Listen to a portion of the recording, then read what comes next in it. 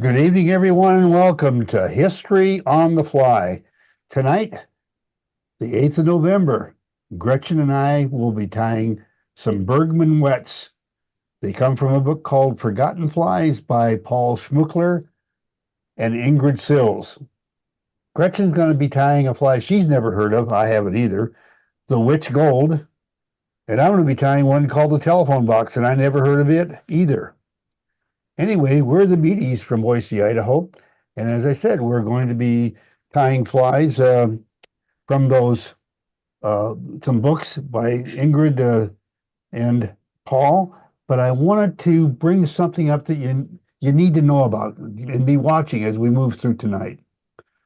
We never do weekly tips on the history programs, but something came up this week under material care that you'll find really important.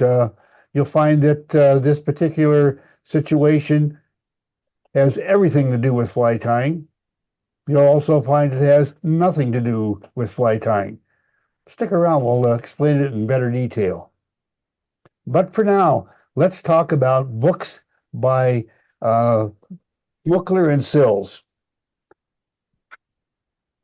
And here's the first one that we got back in, let's see, we got it in 94.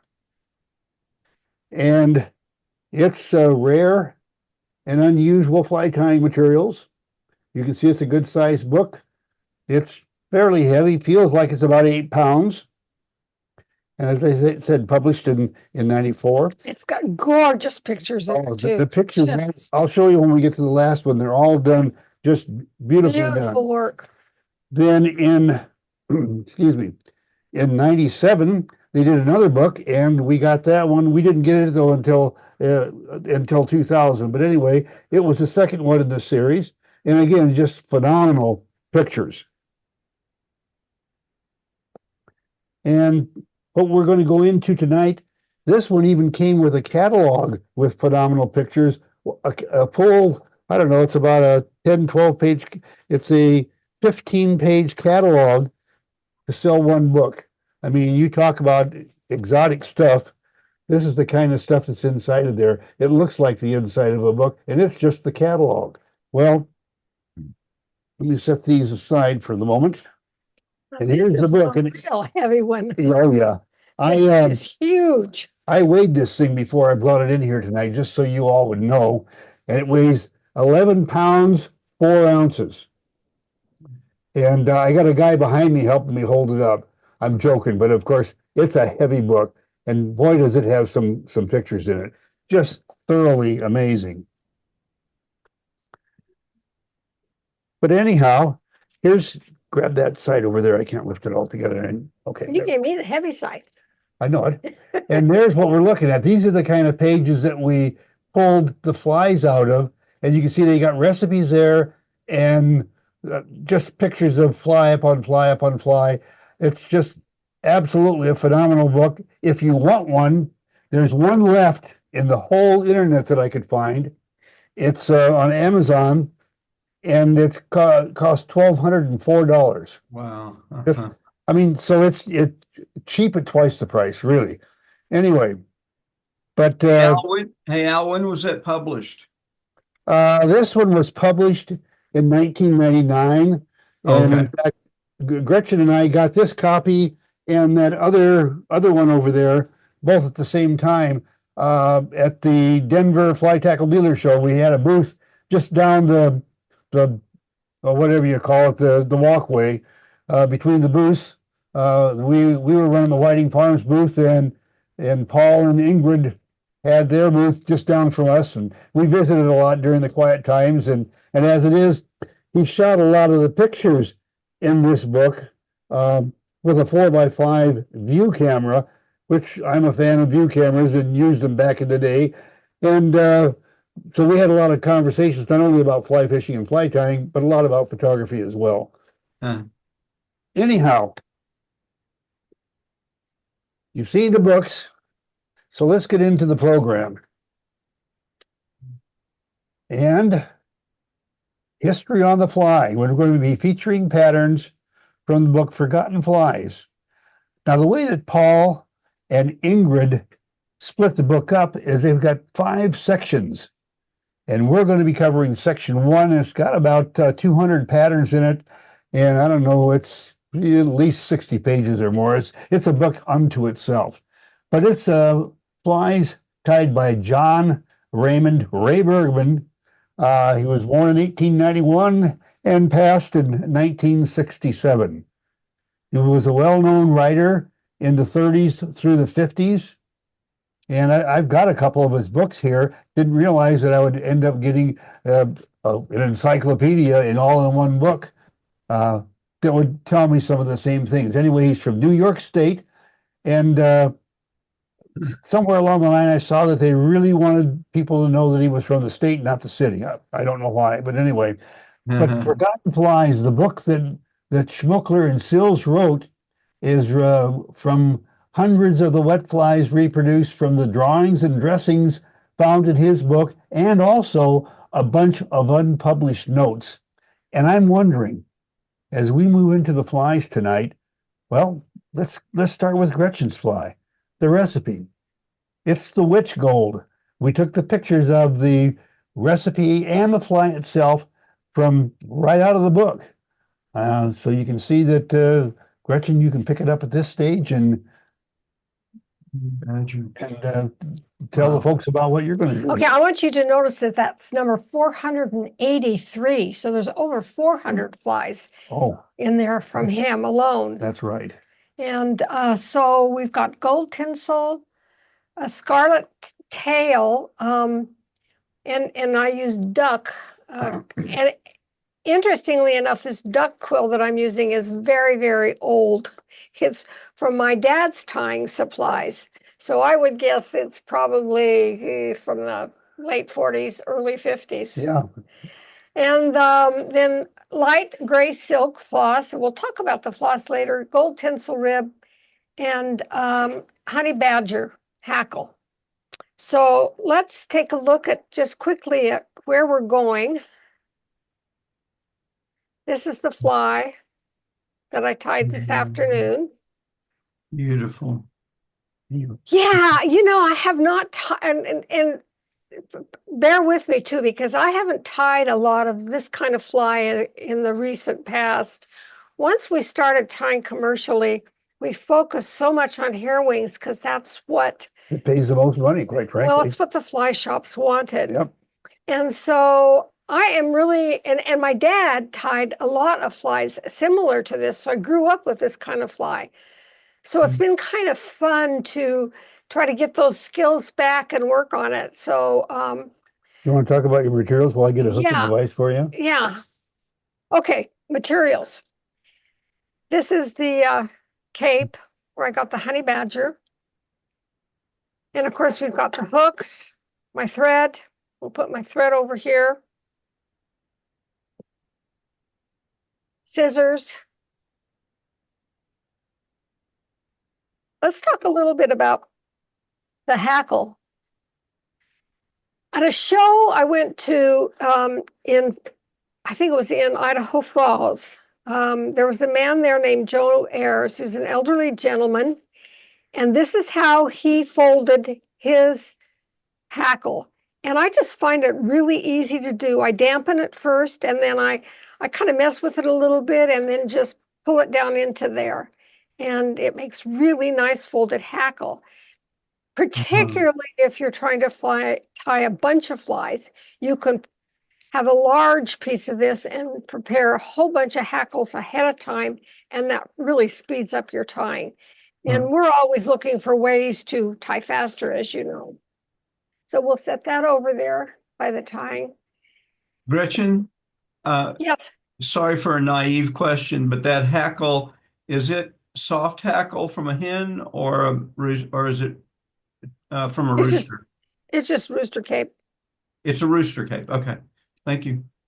But it is not real. I don't know. It's not great quality. It's not great quality. It's a softer rooster hackle, I guess. It's hackle from Whiting Farms, and in the breeding process, without going into too much detail and giving away secrets that I shouldn't, you sometimes have to downgrade the quality of the feathers when you introduce different colors And then once you get the color in there, then you go back to you breed back to the good feathers, but you have to get the color in there first before you can breed back to the feather quality. Well, we ended up with a bunch of the stuff that was lesser quality that's not exactly dry fly stuff. It's not a wet fly stuff, but it's sure great in this application.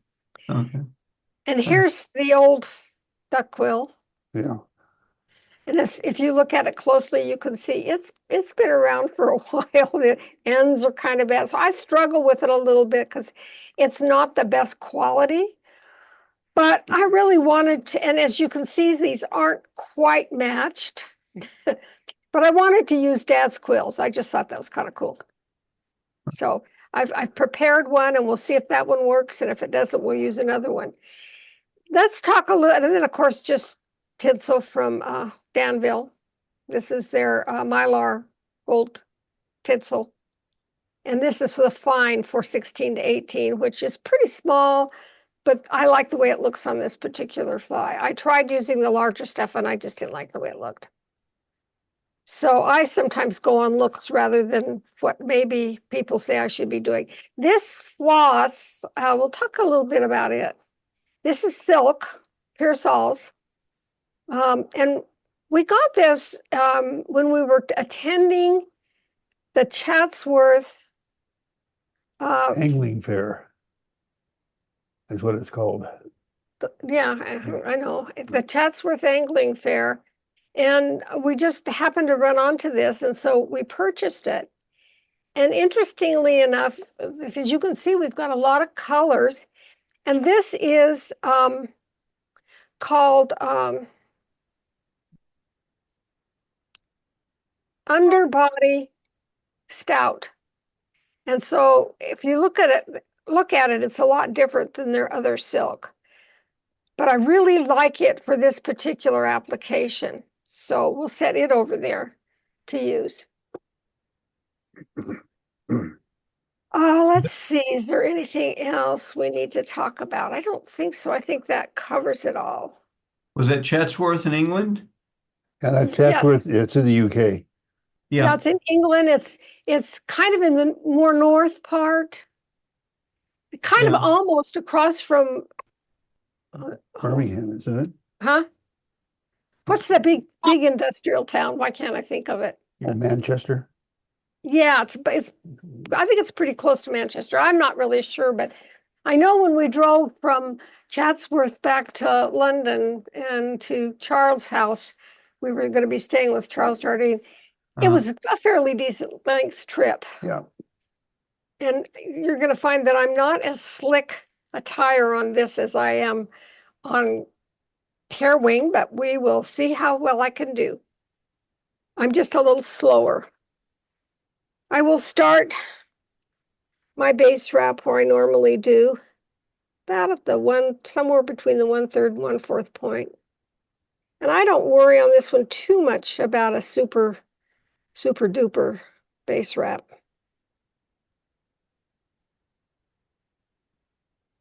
You know that. Could you flatten that out so it's parallel to the? Oh, sure. Yeah, I tie all my stuff tilted uphill, and I don't. Gretchen doesn't. Now that's better. All right. Thank you. Now the tail on the picture looks a little longer than what I like to tie. So you'll find out as you watch me go along here that my tail's going to be a little shorter. It just looked out of proportion to me. So what I'm going to do first is tie on my Mylar tinsel. I'll go forward a little bit here. And I tie it with the gold face up. And I kind of put it on this side so that my thread torque should bring it around close to the bottom. And then I'm going to take some loose wraps to get that out of my way.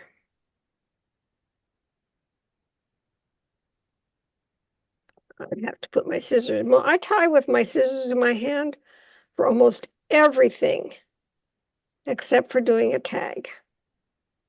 And I just cannot do a tag with my scissors in my hand. I don't know why.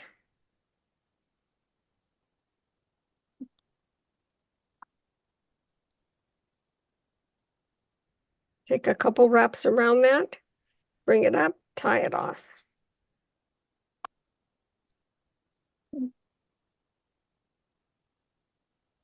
Okay, we'll go back. I want that tail to be on right at the start of the bend right there. So one more wrap, maybe. That looks about right. I struggle with these a little bit because they're not perfectly matched, but I can generally play with them and get them to do what I want them to do. So I'm going to make this, instead of the length of the whole hook, it's going to be the length of the shank, minus a little bit. And I like to kind of get these buddies down here alongside. I find that I don't fold my hackle. It doesn't fold up on me when I do that. I like to just take finger thumb tuck and just let the weight of the bobbin, and I generally will check it. Looks pretty good. There we go. You don't want too much weight. It just doesn't go on as good with too much weight. So that's about right. Now I need to put my, and you might ask why I cut that tinsel off, that mylar tinsel. It's because I just found that it got twisted and wasn't facing in the right direction if I tried to leave it on. So I cut it off, and now I'm going to put it back on for my rib.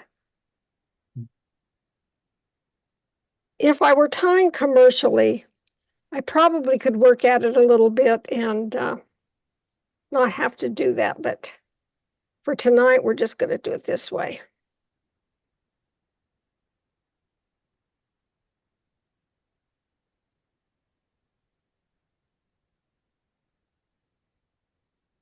Get that back out of my way. And we'll get a little bit of this silk. This is certainly easier silk to work with than what my dad's silk was. I would have tried his too, but he didn't have a gray, so this is what I needed to use. Get rid of that.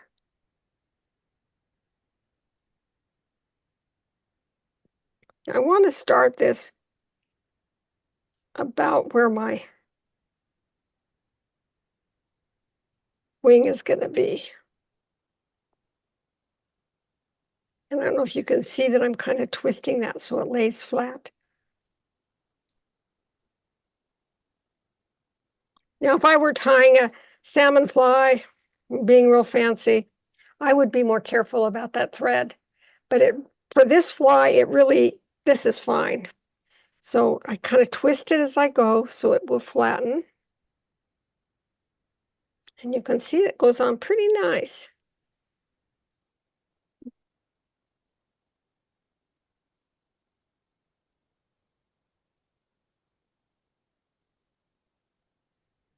Another thing you might do if you're real serious about how this looks in the water, might want to start this whole fly with white or gray thread so that the black won't show through it when it gets wet. But I decided, in the interest of time, I would just use the black.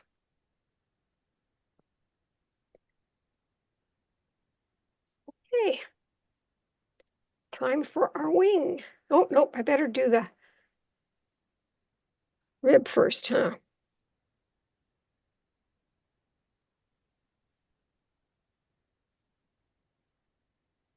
You don't counter wrap that body? Yeah, depends on how the stuff is acting, but yeah, pretty much I just go this way. Okay. I know some patterns call for it to be counter wrapped. Yeah, and if I were concerned about the strength of that body, I would definitely counter wrap, but I'm not worried about that in this situation.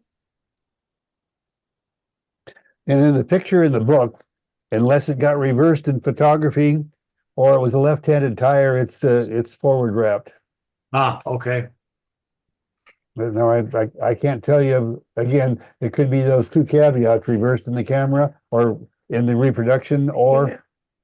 anyhow. Anyway, so when I take this hackle out, just going to pull it out like that. As you can see, it's nicely folded. Well, that's gorgeous. Yeah. I'm going to have to quit fiddling around and start using that thing. Yeah. For a small price, Oh, I'll share. You I'm tying this on by the tip. get a Case you piece of scrap foam and make 1,000,000 of them, you know? Yeah, exactly. Everything you get has got a bunch of that. Okay.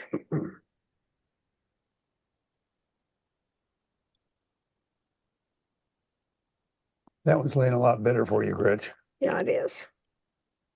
I don't know what was wrong with that other one. I Not could, enough water on it when you put it in yeah, the folder. I probably could fool with it and make it work, but I just didn't want to mess with it. Well, that one's pretty. Yeah, this one's coming out. Now, you notice I dogleg that back. That's how I kind of like to do these.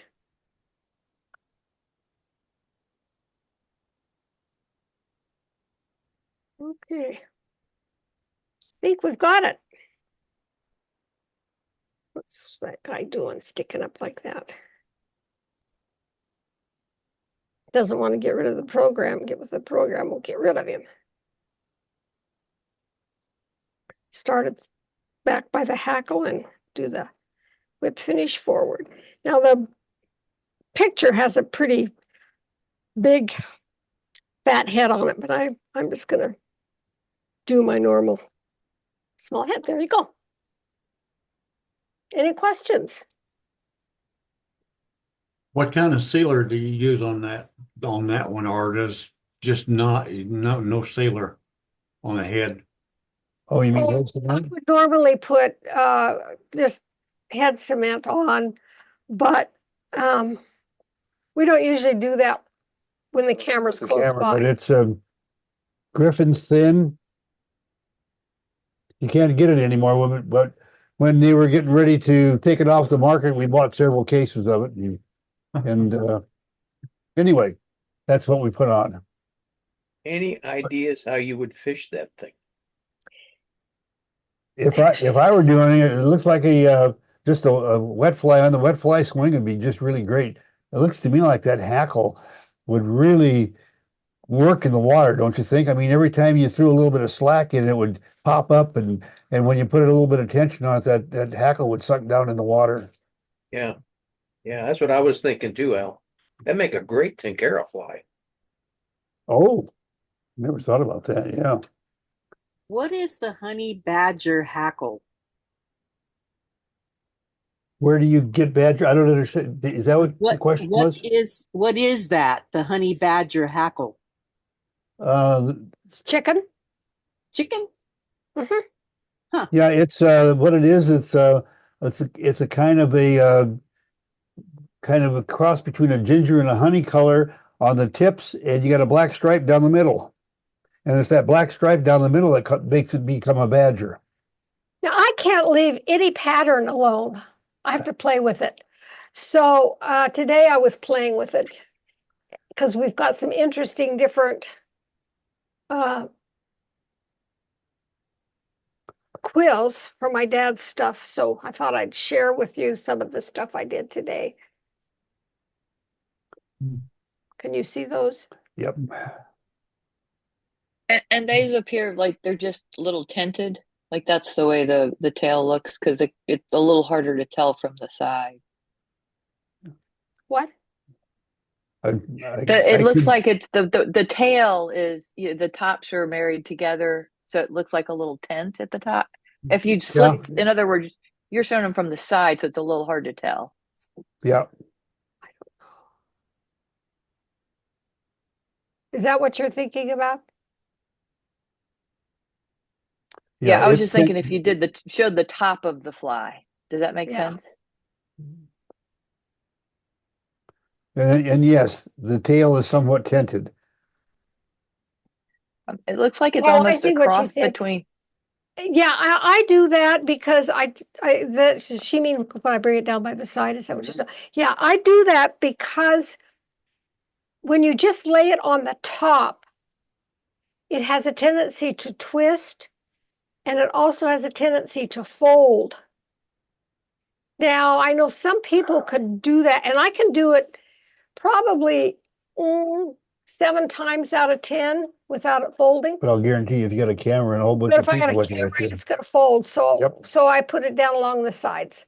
And that way it doesn't fold, it just goes on real nice. Right, and then Right. it looks like at the top of the tail, the two feathers, the two sides are almost joined together. That's what I was thinking about. Oh, Yeah. they're, yeah. you kind of work them and I kind of pet them and get them to lay together. Yeah. Because it almost looks like a cross between a wet fly and a spider, like a very old-fashioned spider. Yeah, could be. But I it I didn't. don't know what it is. Like I said, we never seen it before. We opened the book here earlier this week. And then did you? I haven't. If I go try to hunt down my copy of Trout, I'm gonna like lose y'all. So I'm not gonna try to do that. But I didn't know whether you had looked in your copy of Trout to see if it showed Uh, up in that. I have to tell you, I have not, and I really don't know if it does or not. There's so many in this one. It's more than I wanted to go through to prepare for this. Remember the name of the book, Forgotten Flies. Forgotten Flies. So you may see something like it, but you're not going to see the same thing, I don't think. I'll let you chat here with the folks while I get all my materials moved in here. Yeah, I was going to try to get mine out of there, but That's all right. I'll grab them and hand them to you. okay. We're going to do the switch over now. Yep. I've got all these threads, and you wouldn't think a little old fly like that would Yeah. need so much, but anyway, I've got 3 different colors of thread. Took me about a half hour to clean up today after messing around with it. My tying station was a mess. Okay. All right. Now let's go back to something that I wanted to talk about. Oh, can I just a minute? Yeah. I want to talk a little bit about Ray Bergman. What I was going to do, you go right ahead. Oh, you want No, you go right ahead. well, hey, the book has a long biography about him. And it's very, very interesting. So if you ever get a chance, whether it's in this book or anywhere else, you might try to find and read about him. He was kind of a character. He started fishing at a very young age. His father finally bought him a bicycle so he could bicycle to where he was fishing. He much preferred fishing to going to school, and that was kind of an issue in the family. But I think you might kind of enjoy reading about him. He was really a devoted fly fisher and fly tyer, and I think kind of a character. Did you Well, want to say something else about him? Yeah, I wanted to go back and talk about something. It wasn't so much about him, but it was in this picture that we talked about. And one of the things that I wanted to point out is last week, if you recall, when we were sharing tools. I can't remember who it was. It might have been Dutch. I don't know. Somebody shared a vise with us, though, that looks just like that guy right there. Mhm. And it has got the jaws closed, and the jaws closed right there is with that bar sticking out, not down parallel to the jaws. And the other thing I wanted you to notice that it's kind of hard to see, but if you study this real close, the way Bergman set this thing up is that is screwed into a piece of plate metal, looks like it's about 1 inch wide and 2.5 inches long. And then it is anchored to the top of the table with a reversed upside down C-clamp from a vise. It looks like it's a Thompson A clamp, but I can't tell you that for sure. But I mean, I just found that interesting, and I like the guy immediately because he looks to me like he's somebody that just made stuff work. Now I'm ready to move into my pattern, and it's called the telephone box. The telephone box. I want you to notice the picture of the fly, and you'll notice that my fly in the vise looks a little different from that one right there. And you'll notice that there's no jungle cock cheek on mine. Otherwise, everything will be there. We're going to talk about that when it comes time to do the jungle cock cheek. We're going to stop tying the fly for a minute and chat about that. But anyway, that is our fly that we're going to be tying tonight. I don't know why it's called the telephone box, but being a retired telephone guy with 30 years in the business, I mean, I never heard of the thing until earlier this week, but you know I had to tie it, the telephone box. I mean, how could you not? Anyway, there it is. I'm going to set this aside for the moment, set a hook in the vise. And over at the materials, I want you to notice that, well, I'm going to probably be doing some tying on this fly very non-traditionally. I'm going to be tying for what a commercial tire would do for speed rather than for the way they've always done it, quote unquote. And I've got here floss mounted in the bobbin, and I've got 3/0 and 6/0 black thread. I'll just set them over at the vise. Okay.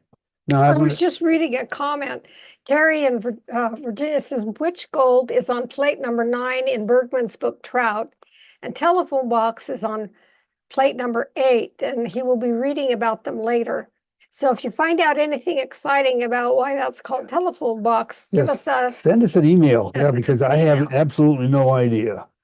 Anyway, so I'm going to start with the 3/0 thread or 140 denier. And I'm going to just start right here. And just before the point and wrap a couple of tight turns in there. I'll just trim that off. And over at the materials, I am going to select a feather from my golden pheasant tippets. And there it is. I'll pull it over here and pull a couple of barbs out of that to make my tail. And I've got some here. And I'm just going to set that in place. And I want you to notice that I am going to use very gentle buffer zone wraps to set this tail in place.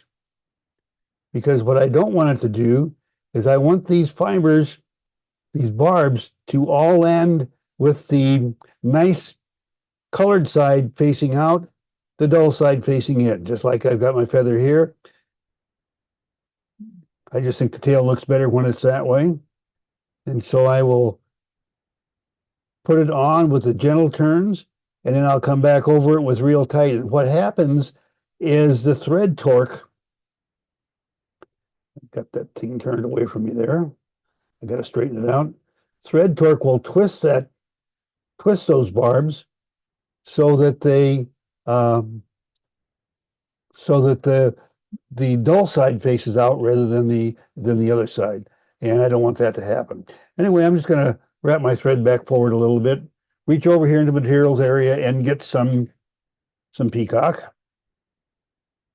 Piece of peacock curl here. Well, there's one right there. I'll just grab that one, get back over at the vise. Tie it on. Make a couple of wraps at the back. I'm just going to kind of fill in the area from the barb to the point of the hook.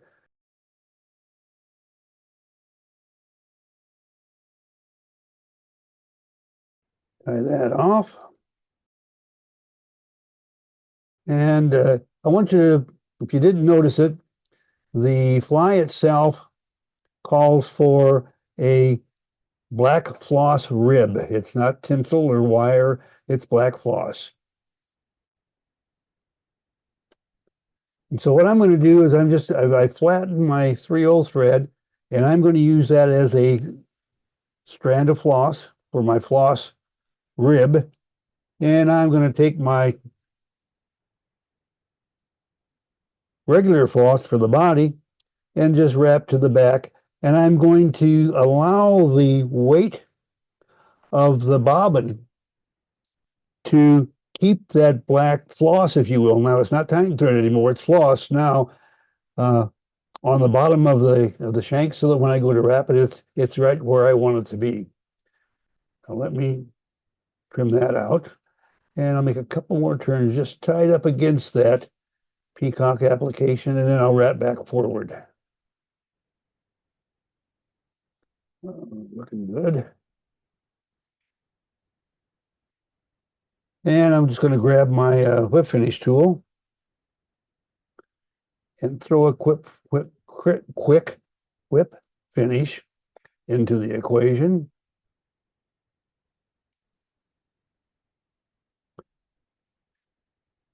Trim that off. Set that aside. Now I'll just rib forward with the same thread that I was tying the fly with a little bit ago. It just switched roles and became floss for the ribbing.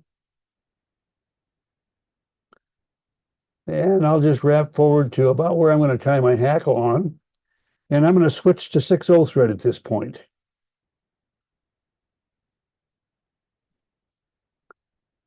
And I'll just attach the 6/0 slightly in front of that 3/0 and then wrap back over and bind it in place.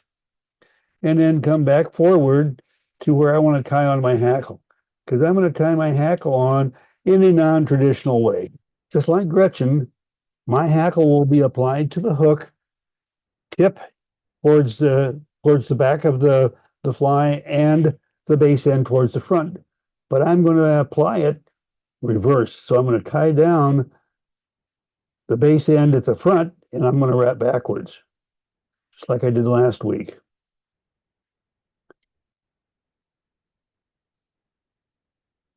Get that just the way I want her.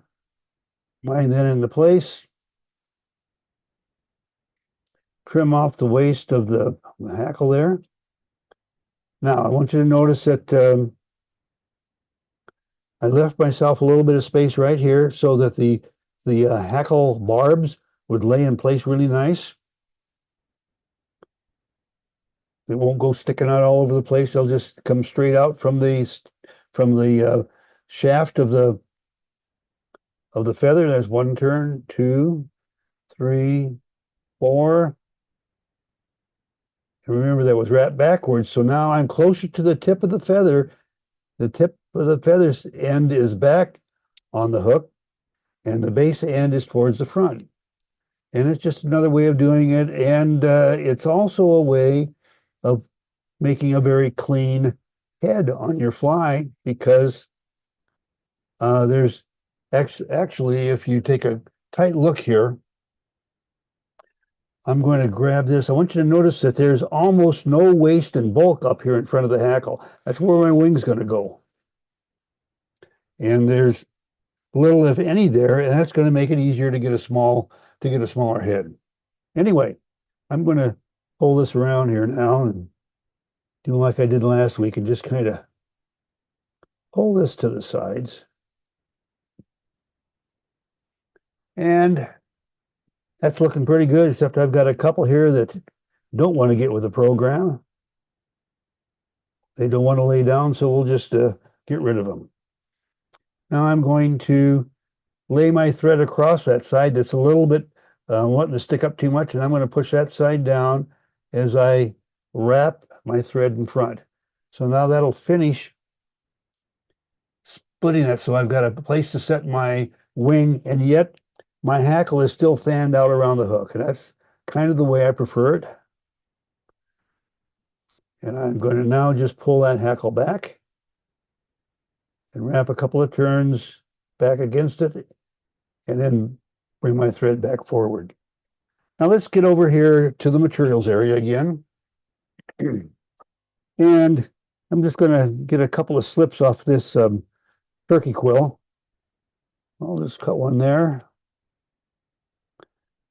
And I'll get one over here.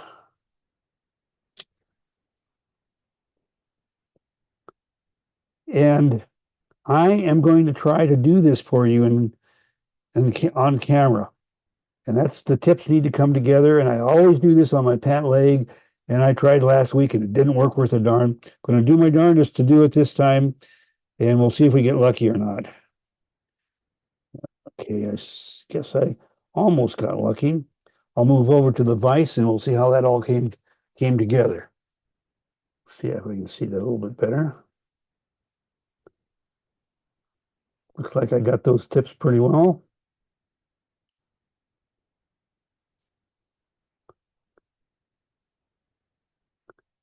Kind of have to fiddle these around and get them all lined up. Well, there we go.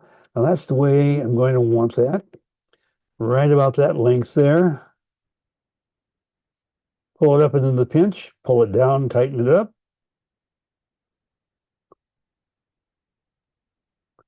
There we go. Got it this time. Looking good. All right, now I'm going to start trimming out the waist here. I'm going to throw a couple extra turns in here so that I don't lose anything. And I'm going to start taking this out in not one fell swoop. I just have an awful time getting a nice small head if I take and reach in here and whack this all off. I just doesn't work for me. And as you saw last week, I take this out in small amounts.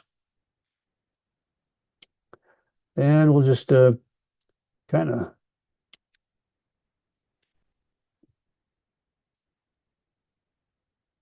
and sometimes you move from one side to the other, and here's one right up here on top. Let's get that. Well, what that does is gives all those little clip-off points lining up slightly different, and it will soften the cushioning, if you will, of the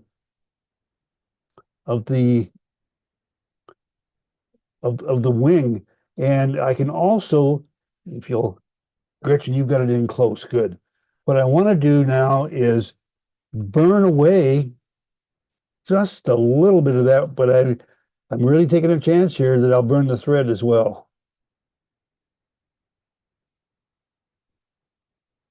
Because what I want to do is make sure that I have plenty of clean hook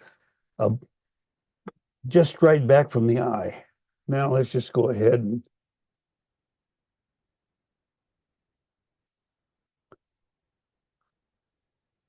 there we go.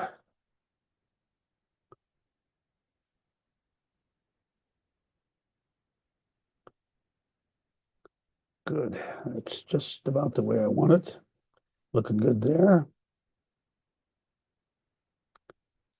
All right. I am going to put on a whip finish. I want you to notice that I'm flattening my thread before I do the whip finish.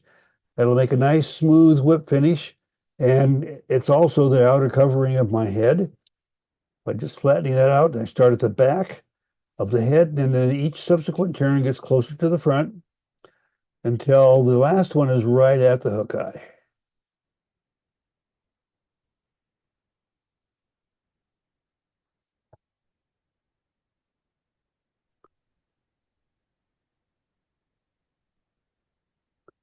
And there we go with that.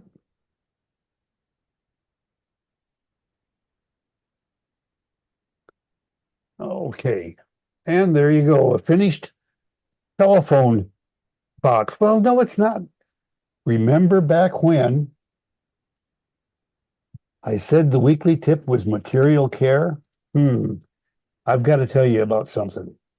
You know, I've preached to you often that you need to take care of the bugs that could be in your fly tying materials. Well, here is some stuff. I'm just going to lay it down here. I always take care of the bugs and stuff, any chance of bugs with any material that comes into the house by putting it in the microwave, putting it in the freezer, freeze it for 3 weeks, then pull it out and put it in the into the microwave again, and then freeze it again. Always do that. Well, during COVID and when we started doing all these Zooms, I needed some stuff, so I got it in. I used it for the Zoom thing, and I forgot. I forgot to, Can't see that at all. I know I've got, I forgot to, well, I forgot to go through my cycle of freezing and stuff. And I want you to see what this stuff looks like. In fact, I'm going to take it out of the thing because I'm not putting a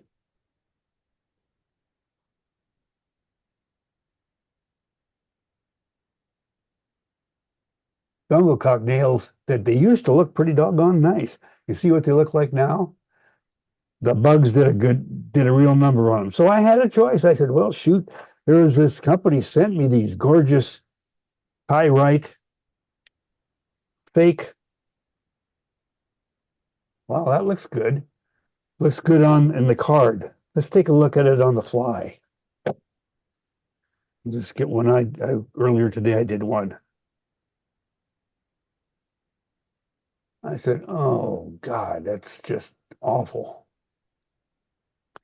And so you're getting a telephone box tonight, and it is an almost telephone box. It's not all the way a telephone box because it does not have the jungle cock eye on it. And I'm sorry, but that's just the way it is. I made a management decision that I wasn't going to use fake, and I wasn't going to use, well, I couldn't use the others. There wasn't enough left to use. Any questions? I have a comment, Al. When you're tying the tail in and you're trying to get all the fibers to group, and good color up. Have you ever considered putting a wrap of thread around the bundle before you tie it in, like you do with deer hair sometimes? If you know how to do that, please go for it. I don't know how to do that. I've never tried it. Always just sensed it in place. So I do not know, if someone else does Is he that talking under, about the wing? I think he's talking about taking the wrap of thread around the The quill tail and of the tippets. no. The other thing I was going to say is one of the fellows in the Atlantic group was helping me tie a couple of weeks ago, and when you get to that bunch of cut off turkey in the front for the wing, Yep. what he uses is a very, very good quality pair of cuticle pliers or cuticle nippers, and you can cut that stuff off with those quite handily before you don't have to use a burner and run the risk of thread damage. So just a couple of comments. Okay, appreciate that. I don't have that, and I think that head turned out okay. So I think I'll stay with what I know how to do. So, but thanks for the idea, especially that loop around the bundle of the quills. I'll have to try that. I always thought they'd just collapse on you, but maybe not. On your materials preservation, you do that with all materials coming in, even from commercial sources like the H's and the W's and those kinds of Especially things. especially commercial places, especially. Okay. Hey, I worked at Whiting Farms, the premier hackle company. It was a continual fight to keep the bugs dead. And I'm not saying that we were dirty. It was an absolutely spotless, clean place. But I can tell you what, when you're handling the volume of feathers we have going through there, so now we're sending those out to fly shops, it is definitely possible to get bugs in them. So we made darn sure that they're as dead as we could make them, and it's incumbent on you that you do too, because okay, so we're at Whiting Farms and we send it out to a fly shop. Do they treat it with the same as we do? Is their inventory the same as ours? We don't know. So, Bill, to answer your question, you treat everything unless you want to lose a large fly tying supply. And I lost about $20,000 worth back in the early 80s. Yeah, Oh my I did gosh. too. Al? Not quite that much, but pretty close. Well, I had just got in a whole bunch of stuff that I paid a heck of a lot of money for when I was first getting into supplying materials to other commercial tires, and anyway, some of it was bad, and I lost a bunch of it. Al? How Yeah, long? Jim. Yeah, one of the things that I learned for bug control, it's was discovered that when they made cigarettes and tobacco, that you never had insects in the barns where they stored the tobacco. And what people have done is when they frame a fly, you're supposed to seal the back, but quite often when people start mounting the frame on the wall, they stick it on a nail and they poke a hole in the paper that you've sealed, and all of a sudden, well, not all of a sudden, but after months, your flies are eaten off of their posts that they're set up for displaying their flies. There's one fella, what he did was he took a cigarette, usually it was a Camel or a Lucky Strike, non-filtered, and he would lay it in the bottom of the frame when you'd have your front mat, you'd have a space, and then you would have your back mats and stuff. But he would tape a cigarette down in there and never had a problem with bugs. And then some other people have taken and actually where they have their hackles or their necks, they'll put a cigarette in the bottom of it. It's a natural insecticide. Judy Lemberg used to use Red Man. Red Man. Red Man? Yeah, Red Man chewing tobacco. Red Man chewing Yeah. tobacco. Yeah. Yeah, And all of her fancy, expensive feathers, that's what she put with them. And Yeah. she changed them out every year or two. yep. I've had real good luck with borax. I take the borax washing powders and just sprinkle some in a Ziploc bag and throw it in there with like my jungle cock eyes and stuff like that. And I got most of my material in drawers, and I take and take like a teaspoon of that and just kind of take my hand and sprinkle it up like you would a seasoning, just put it inside on the materials. And so far, it's done a real good job with me for controlling bugs. Yeah. I can't deal with borax. No, she's terribly allergic to it. Terribly allergic to it. Oh, okay. We Is got that the elk. Talcum powder works too, because talcum is a very flat, like mica, it's a very flat crystal. And if you dust things with it, if a bug gets in there and lays an egg, when the little thing hatches out, they crawl across it and slice themselves in half. That's how it works as they used to use it when people wore wigs to keep down the bugs that would get into your wigs and stuff. So they would dust them with talcum powder. Well, I have a question. I haven't heard anyone talk about using mothballs or the equivalent, whatever that stuff is now. Paradichlorobenzene, and the other one is there's mothballs and moth flakes. Yep. And there's a problem with the paradichlorobenzene because of the word benzene in it. benzene?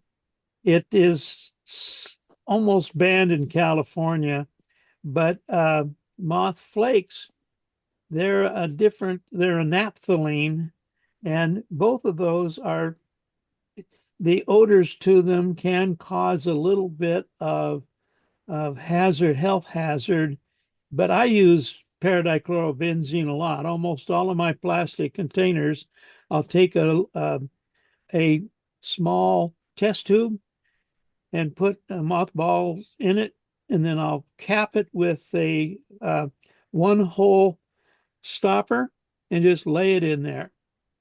And it'll only evaporate so much, and then if you don't get into the box for a while, it'll get a certain vapor pressure in there, and that's all. But over time they do evaporate, and especially as you open up the containers. Or I'll take a film canister, the old film canister plastic ones, and put 5 or 6 of those mothballs in there, and then poke the hell out of the top lid with something so that the odor can come out. And that has worked pretty good. This is the thing that we get, and it's got the big round disc of the stuff that you're talking about. It's for hanging in closets. But it Yeah. hangs amongst the hackle real well too. We've got these walls of hackle that you can see around here, and we have them all every 3 or 4 pegs. There's one of these hanging up in amongst that. In fact, I'll put that right back where it came from. I'm going to have Evelyn show us a couple of pictures. Okay. And you are now spotlighted, and there's Gretchen's witch gold. What the heck is that called? Yeah. The witch gold. Love Witch it. gold. Yeah. Good job. Yeah. Thank you. And then here's yours. And like I said last week, it looks so good it's better than mine. Too bad I can't take that right off the page and set it on in the vise. It's good looking fly, kiddo. Good looking fly. Anything else, Evelyn? No, that's it. I just did those 2 today and it was good. Okay. Thank you everyone for joining us tonight. For now, it's a wrap until next time. See you next week.